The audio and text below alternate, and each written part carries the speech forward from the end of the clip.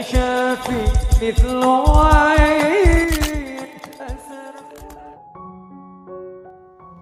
Assalamualaikum warahmatullahi wabarakatuh.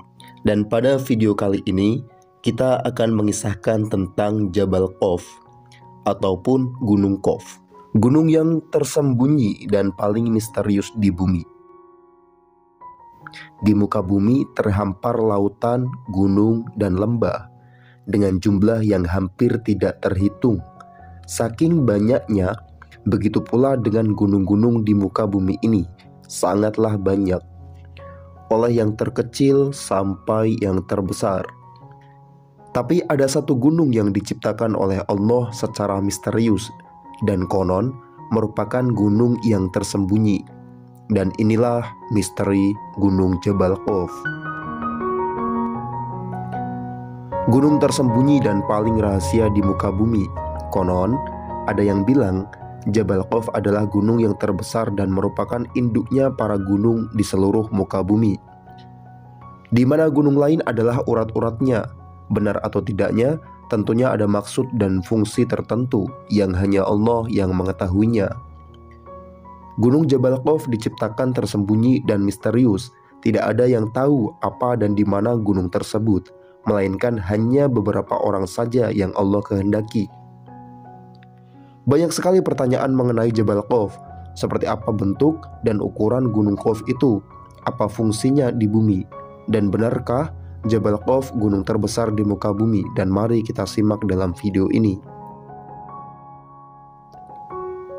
Sesungguhnya di balik Gunung Qaf terdapat sebidang tanah putih yang tiada tumbuhannya.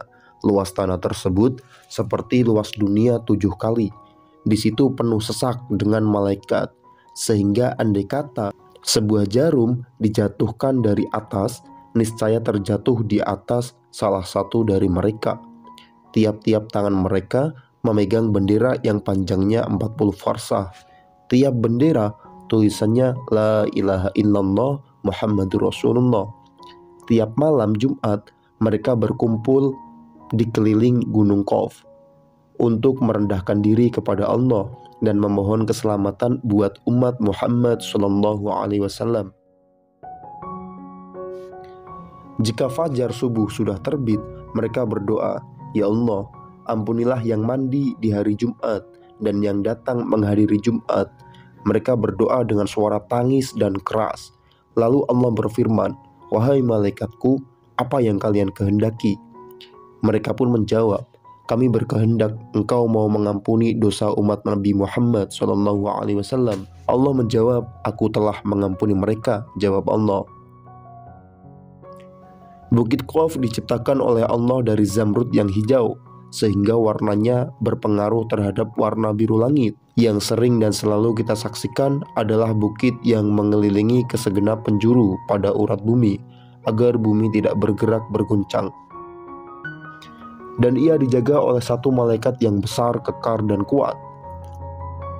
Pada suatu hari, Sayyidina Iskandar Zulkarnain naik ke atas bukit Qaf dan bertanya, "Hai Jabal Qaf, di bawahmu ada sejumlah di bukit kecil.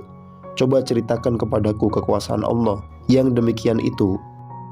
Bukit Qaf menjawab, "Di balik saya ada bumi yang berjarak 500 tahun perjalanan, ditambah pula oleh Allah yang memiliki kekuasaan yang sangat besar, yakni 500 sebuah bukit yang dijadikan dari air yang dibekukan, bukan es ataupun salju, dengan air yang dibekukan, yang dimaksudkan sebagai daya tahan terhadap lapisan-lapisan bumi, agar tidak habis, hancur, terbakar oleh kedahsyatan ganasnya api neraka yang ada di bawah lapisan bumi.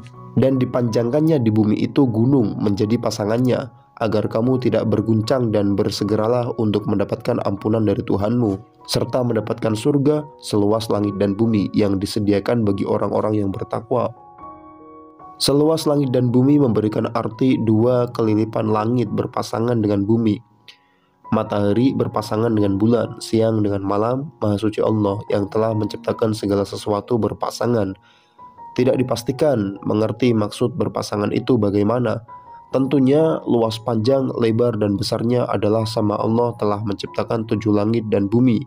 Seperti itu pula sewaktu Sayyidina Abdullah bin Salim bertanya kepada Nabi Muhammad SAW, dengan apa bumi ini bisa tenang? Nabi Muhammad pun menjawab, dengan beberapa gunung. Pertanyaan selanjutnya, dengan apa gunung-gunung itu dikokohkan? Nabi menjawab, dengan gunung Qaf yang dibuat dari zamrud hijau dan birunya langit. Setelah itu ditanya lagi, berapa jarak tingginya dari bumi ke langit? Nabi menjawab, 500 tahun perjalanan.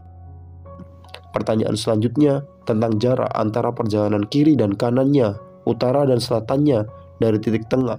Nabi SAW menjawab 200 tahun perjalanan.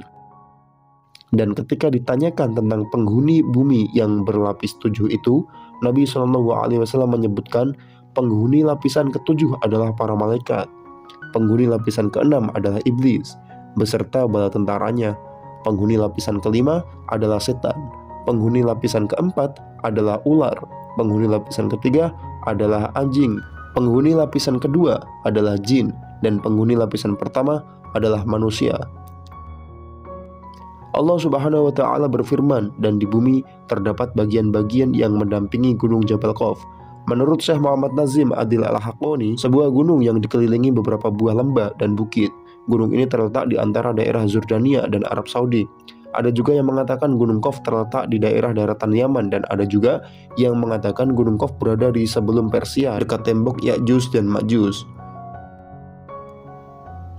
Gunung Qaf merupakan daerah yang sangat luas. Semua penduduk Gunung Qaf adalah para lelaki soleh dari golongan manusia yang telah menjauhkan diri dari kehidupan duniawi dan memilih hidup untuk beribadah saja. Gunung Qaf merupakan suatu daerah yang gaib, tidak ada di alam nyata. Kehidupan di Gunung Qaf semuanya bersifat tersembunyi, dan sisi keajaibannya setara dengan sisi keajaiban alam malaikat.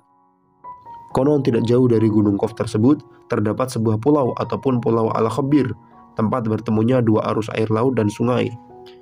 Di pulau itulah Nabi Khidir alaihissalam tinggal. Selain Gunung Qaf, terdapat juga gunung-gunung terletak di daerah paling timur. Hanya para wali dan orang soleh saja yang bisa pergi ke sana. Ketika Rasulullah SAW Mi'raj, itulah beliau melihat sebuah gunung yang cukup besar, Qaf namanya.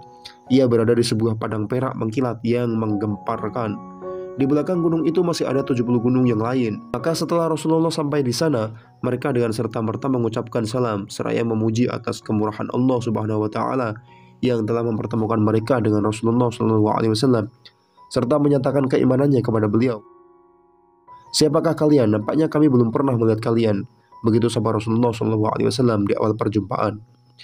Maka seorang pimpinan mereka tampil ke muka menerangkan jati dirinya. Kami merupakan komunitas kaum Bani Israel, diutus oleh Allah. Namun setelah beliau wafat, terjadilah huru-hara dan perpecahan antara Bani Israel, sehingga menimbulkan berbagai bencana yang begitu dahsyat. Pada masa itu, kurang dari 43 nabi terbunuh, sehingga masyarakat tidak lagi mengetahui mana yang hak dan mana yang batil. Menyadari terjadinya keracauan seperti ini, kira-kira ratusan orang yang ahli ibadah dan bersikap zuhud tampil untuk membenahi masyarakat. Digelarnya amar ma'ruf nahi mungkar. Kami berdoa kepada Allah, semoga Allah menyelamatkan kami dari bencana yang mengancam keselamatan akidah kami. Dan ketika kami masih berdoa itulah, tiba-tiba hamparan-hamparan tanah berada di hadapan kami. Terkuak lebar, kemudian kami terperosok ke dalamnya dan terus terperosok sampai dasar bumi. Kami berada di sana selama 18 bulan, dan setelah itu kami baru bisa keluar menuju tempat ini. Sebelum kesemuanya terjadi, Nabi Musa alaihissalam telah berpesan kepada kami bahwa jika saja kami bisa menjumpai Nabi Muhammad SAW yang akan diutus pada akhir zaman, hendaklah kalian sampaikan salamku padanya. Berpesan pula agar engkau mengajari kami mengenai Al-Quran, sholat, puasa, berjumatan, dan hukum-hukum yang lain. Maka pada kesempatan itu pun mereka pun diajari oleh Rasulullah SAW mengenai apa yang diwasiatkan oleh Nabi Musa alaihissalam. Kemudian Rasulullah berkeliling melihat kehidupan mereka. Sebelum perjalanan inilah beliau melihat banyak ganjilan yang belum pernah dilihatnya. Mengapa rumah kalian selalu terbuka siang dan malam? Tidak pernahkah kalian tutup? Tanya Rasulullah. Suatu kaum yang sangat aman, tidak pernah terjadi keributan sama sekali, baik mengenai harta ataupun yang lain. Dengan demikian kami tidak memerlukan penjaga keamanan. Begitu jawab mereka. Nabi SAW bertanya lagi, terlihat pula rumah kalian tertata rapi dalam tipe yang sama dan nampak keasliannya. Mengapa masyarakat di sini? Kata mereka, merupakan komunitas satu hati, duduk pun sama rendah dan berdiri pun sama tinggi, berat sama dipikul dan ringan sama dijinjing. tidak seperti perumahan yang ada di dunia, tersebab hati mereka yang sangat serakah dan mengandung dunia. Rasulullah SAW bertanya lagi, mengapa pula masjid kalian begitu jauh dari perumahan? Mereka menjawab, tidak lain agar menambah pahala kami, di mana seseorang yang berangkat ke masjid dari tempat yang jauh rumahnya akan melebihi mereka yang berada di dekat masjid. Itulah tujuan kami. Rasulullah SAW pun bertanya lagi, mengapa jika saja terdapat salah satu anggota keluarga yang mati, mereka selalu dikuburkan di depan rumah? Mereka menjawab, kebijaksanaan itu tiada lain agar mereka dalam mengarungi kehidupan di dunia ini selalu ingat terhadap mati yang selalu mengintai setiap waktu. Dengan demikian, kami akan selalu beramal kebajikan sebagai persiapan apa yang terjadi setelah mati. Rasulullah melanjutkan, mengapa aku melihat kalian tidak pernah tertawa? Sikap yang demikian itu tiada lain karena kebanyakan tertawa akan menyesatkan hati, sehingga lama-kelamaan akan tertutup. Dan demikianlah sikap kami, wahai Rasulullah. Rasulullah bertanya kembali, adakah kalian pernah mengalami sakit? Tanya Rasulullah. Sakit merupakan penghapus terhadap dosa, padahal komunitas kami tidak mengenal dosa, juga tidak pernah melakukannya. Dengan demikian, kami tidak pernah mengalami sakit. Adakah dari kalian juga bercocok tanam? Rasulullah kembali bertanya, benar, kami juga bercocok tanam, namun setelah itu kami serahkan saja kepada Allah sampai datangnya hari panen. Dan ketika panen itulah kami berkumpul bersama untuk mengambil sebagian kecil panen tersebut. Kemudian kami biarkan saja sisanya yang tertinggal lebih banyak. Jawab mereka, adakah kalian memiliki binatang ternak? Tanya Rasulullah. Benar, seluruh binatang ternak kami selalu berada di padang syahara. Hanya saja jika kami memerlukan satu ataupun dua, langsung mengambil seperlunya. Kemudian sebagian besar yang lain kami tinggalkan begitu saja di sana. Jawab mereka, mengapa wajah-wajah kalian memucat? Tiada lain perubahan warna tersebut karena seluruh masyarakat kami merasa takut sekali atas kematian. Dan dalam arti bukan karena mencintai kehidupan dunia, namun amal-amal kami yang telah sebagai bekal di akhirat belum cukup untuk menghadapi huru-hara di belantara kiamat nanti. Rasulullah bertanya lagi, adakah sering terjadi kematian di kalangan masyarakat kalian? Rata-rata dalam masyarakat kalian terjadi kematian satu orang dalam jangka waktu setahun, tidak lebih, sambung mereka. Setelah dialog tersebut selesai, Rasulullah segera berpamitan untuk meneruskan perjalanannya bersama Jibril. Demikian beberapa riwayat mengenai ulasan misterius Gunung Qauf yang pernah digambarkan dan diceritakan Rasulullah SAW, dan juga dari sumber lainnya. Sampai saat ini, dunia barat belum bisa menemukan dengan teknologinya karena hijab gunung ini tertutupi dari mata orang-orang kafir, dan mudah-mudahan hal ini menambah keimanan kita. Demikian video singkat ini, mudah-mudahan ada manfaatnya. Wallahu a'lam bishawab. Assalamualaikum warahmatullahi wabarakatuh.